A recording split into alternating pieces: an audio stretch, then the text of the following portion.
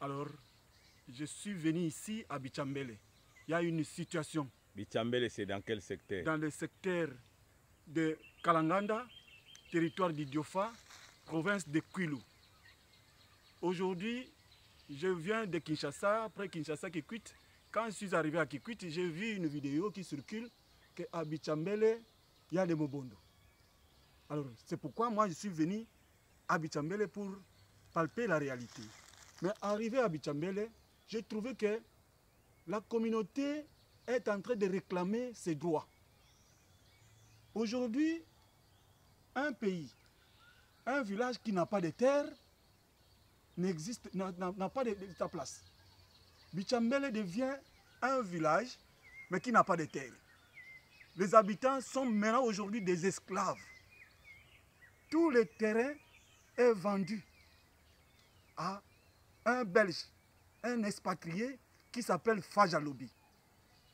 Alors, qui est en train d'alimenter ça ou d'orchestrer ça? Ce sont nos députés, ce sont nos politiciens d'Idiofa qui sont à la base. Entre autres, Maître Lakou, qui est originaire de Bichambele, qui a été élu par cette communauté, qui lui ont donné la confiance. Mais aujourd'hui, c'est toujours lui, le Maître Lakou, qui prend le courage, qui pour rendre ses électeurs des esclaves.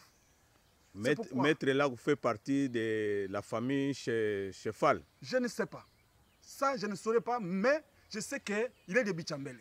Mais il est de Bichambele. Comment un autochtone de Bichambele, un politicien qui était élu par ces gens-là, en majorité, est à la base de brader le sol de ses ancêtres, de brader à un expatrié, un Belge. Aujourd'hui, ces gens-là n'ont plus droit. Même une école, ce qui est encore grave, on vient limiter. Donc, même l'école de l'État, une école de l'État, là où les enfants étudient, est dans la concession de ce monsieur-là.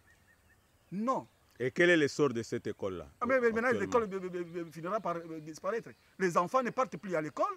Aujourd'hui, même les enfants commencent à voir. Je ne sais pas qu'est-ce qu'on a dit que Bichambele est devenu Mobondo.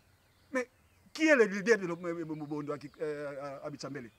Et maintenant, on a arrêté seulement quelques-uns qui sont dans des prisons, en train de croupir, de souffrir, soi-disant, dans des prisons militaires. Et pourtant, qui ne sont pas des militaires, ce sont des gens qui réclament leurs droits. Les gens qui réclament leurs droits. Comment est-ce qu'on peut arrêter? Et les autorités, ils ont fermé l'œil pour ne pas voir tout ça, de connaître la réalité. Aujourd'hui, les gens, comment vous voulez que les gens ne peuvent pas réclamer leurs droits? Par rapport à tout ce que vous dites, qu'est-ce que vous réclamez? Non, moi, c'est pourquoi, moi, d'abord, je suis venu ici à Bichambele récolter des signatures. Ce n'est pas une mythe. Mais regardez, j'ai des listes ici. Tout ça, ce sont des listes de villageois qui ont signé pour dire qu'ils s'opposent à la vente de leurs terres. Voilà, tout ça, ce sont des signatures. Donc, ce n'est pas une mythe. Tout ça, je viens de là, de Bichambele, pour que les gens voient qu'ils ne sont pas d'accord à brader ou à vendre leurs terres. Et maintenant, où est-ce que les enfants vont manger? Ces gens-là vont se ressourcer où? Même des rivières sont entrées dans les concessions. Donc ces gens-là n'ont plus droit à la vie. On va les chasser. D'ailleurs, on leur avait dit de quitter les lieux.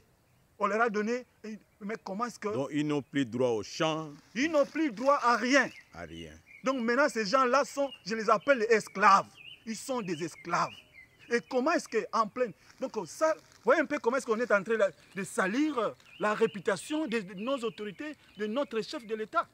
Hein? Au moment que nous avons une guerre à l'Est, qui n'a pas encore trouvé la solution, mais voilà nos politiciens ancrés dans leur fief. Non, ça, je ne l'accepterai pas. C'est pourquoi moi, je suis venu faire cette déclaration pour dire non, une personne ne peut pas marcher sur les autres, il viendra marcher sur nous tous. Et moi, j'appelle à la communauté locale, nationale, et d'un peu partout, d'appuyer cette œuvre. Et nous n'allons pas laisser. Nous devons continuer jusqu'à ce que ces gens-là retrouvent dans leurs droits, se retrouvent dans leurs droits. Voilà. Merci. Vous avez un message à passer particulièrement au gouverneur, à la justice, voire même aux autres personnes qui pourront jouer un jeu important. C'est pourquoi moi je dis à tous, d'abord commençons par les ressortissants du territoire du Diofa, tous les politiciens, parce que je sais qu'il y a d'autres politiciens qui ne sont pas pour ça. Et les autres, les sympathisants, les autorités